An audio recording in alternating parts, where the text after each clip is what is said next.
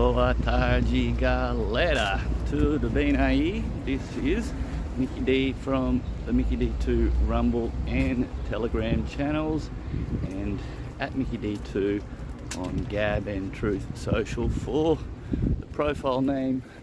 Fuck you, folks. How are you all? How has your week been? It's Friday again. Let me just get out of the sun. Sorry. And it's been another busy week. I hope you've all had a good one.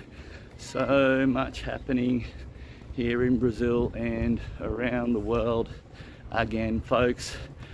Seems like, as I said at the end of the last video, that I expected things to continue ramping up and intensifying, and indeed they have. So a lot to talk about. Talk about censorship here in Brazil, which seems to be getting worse. Talk about the Durham report, possible setup on Bolsonaro. We'll talk about that too. Some more news on the war. Seems like we're suddenly getting more calls for peace between Russia and Ukraine. So I'll talk a little bit about that as well, a little bit of COVID news and a little bit of general news, and I think that'll probably about cover it. There is a lot to talk about again, folks. So first of all, I said on my last video that I would talk about my plans on this video today, but I'll leave it again for another day because I've got too much to talk about here again. I'm not sure how long this video will go for, probably around about an hour again, because there's just so much to talk about.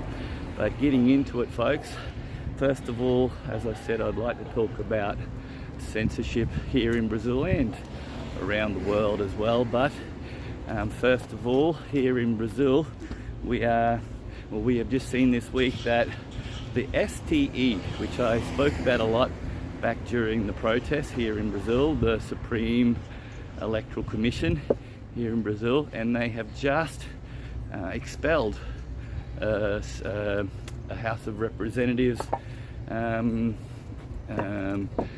congressman called Deltran, what's his last name, Dalagno. And this guy, I can't remember which, I think he's from the Podemos party, which is the weekend party. But he has been expelled by the Electoral Court, the Supreme Electoral Court here in Brazil, and now showing that the turtle, and because the turtle is not only the Chief Justice of the Supreme Court, he's also the Chief Justice of the Supreme Electoral Court as well. And now I did a little bit of digging on this guy, and it turns out he was one of the coordinators in the car wash investigation back in 15s and 16s, I think it was 2015 and 16, 17. So I can see why they would want to get rid of him, but I see that he has the opportunity to defend himself in the House of Representatives in the coming days or weeks, whenever they call for that hearing. So we'll have to keep an eye on that, folks, and see what happens. We had Hamilton Mourão, who was President Bolsonaro's vice president. He came out, I think it was only yesterday, and called for the abolishment of this Supreme Electoral Commission, or this Supreme Electoral Court, after the Turtle's actions in removing this congressman. Well, they call them deputados, the deputies here in Brazil, but it would be the equivalent of the House of Representatives in the US Congress. So bad news there, and it is tyrannical because this guy, he got the most votes in his state, which is the state of Paraná, which is the next state above my state here. It's also considered the south of Brazil. And he received the most votes by the Paranense people, and the turtle has just gone and ignored that and removed him from his position. But let's see if it sticks. I don't think it will. I think that House of Representatives will overturn it. Now, another thing which is probably even more serious, if you think about it properly, and that is Senator Marcos Duval. He has, well, he is a Bolsonaro supporter, and he has some, apparently, and as I heard him say in a video which he recorded last night, he has implicating information on a pen drive or a zip drive or whatever you call them, and apparently it implicates the Squid and Flavio Jing, who is the Minister of Justice and Public Security here in Brazil. So he has possession of this information, and it seems that consequently the turtle now is trying to remove him from taking part in the investigations of that January 8th incident that happened in Brasilia when the people stormed the palaces, the 3 palaces of power in Brasilia.